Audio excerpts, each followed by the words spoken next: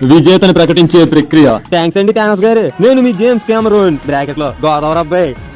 Huge loss house లోకి వెళ్ళిన పరిస్థితి చూద్దాం. యాంగ్రీ సంఘం బాగున్నావా? ఎందుకురా మొహం ఇప్పుడు మడత కాజాలో పెట్టుకుంటావు? నాటినిచ్చా ఏంటి హౌస్ ఫుడ్ బాగా వంట పట్టినట్టుంది. బాగా బలిసా మీ లావ్ అయ్యో. బియ్యం రవ్వ ఉప్మా పెట్టి బాస్మతి బిర్యానీలా బిల్డప్ ఇస్తారని శాస్త్రి గారు. నేను ఇన్వాల్వ్ చేయగలను శ్యామ్ గారు. హాయ్ వినయ్. నేను విన్నర్ చేయండి సార్, మీ కాళ్ళు పెట్టుకుంటే చాలా కష్టపడి ఇచ్చేది సార్, ప్లీజ్ సార్. ముందే చెప్పాలంటే పీతబార వ్యవహారాలు అయితే డొక్కలో ఎంత దున్నలా ఎగురుతావని మూసుకొని కూర్చో. ఇంతకీ విన్నర్ ఎవరంటారు శాస్త్రి గారు? పక్కనే ఉన్నా కదా ప్రతి దొరకని శ్యామ్ గారు. నాకు మాత్రం ఏం తెలుసు, నేను ప్రేక్షకుని మాత్రమే. సారీ అండి. రోమియో ప్రణీత్ మీ పక్కన అమ్మాయి ఉండాలి, రాలేదా సార్? రానివ్వలేదు. ఎందుకు సార్? నువ్వు అడుగుతావని. జాన్సన్ గారు, ఇక్కడ చాలా అన్యాయం జరుగుతుందండి. జాన్స్లోనా ఆడోడు? టాస్క్లు వదిలేసి అమ్మాయిని సెట్ చేసుకున్నారండి వీళ్ళు. దీనికి ఎలా అయిపోతున్నారంటే మా కాలేజ్ లో జరిగేసి వస్తే గుండెకి చచ్చిపోతారు పాపం. మీరే చెప్పండి జానీ టెస్ట్ గారు, ఇదేమైనా భావ్యంగా ఉందా? తప్పే శాస్త్రి గారు, మీరు నా పేర్లు మార్చకండి ఇంకా. అది చూసారా, కెమెరామెన్ గారు ఎప్పుడు సత్యమే పలుకుతారు.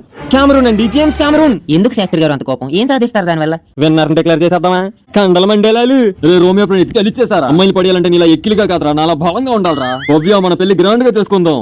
బాబు కండల మండేలాలు, నువ్వు ఎలిమినేట్ అయ్యావంటున్నా. వీల్లేదో బ్యూటిఫుల్ భవ్య,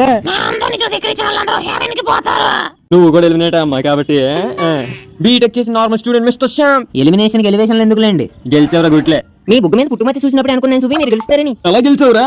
అంటే స్క్రిప్ట్ రాసి నేనేలేండి.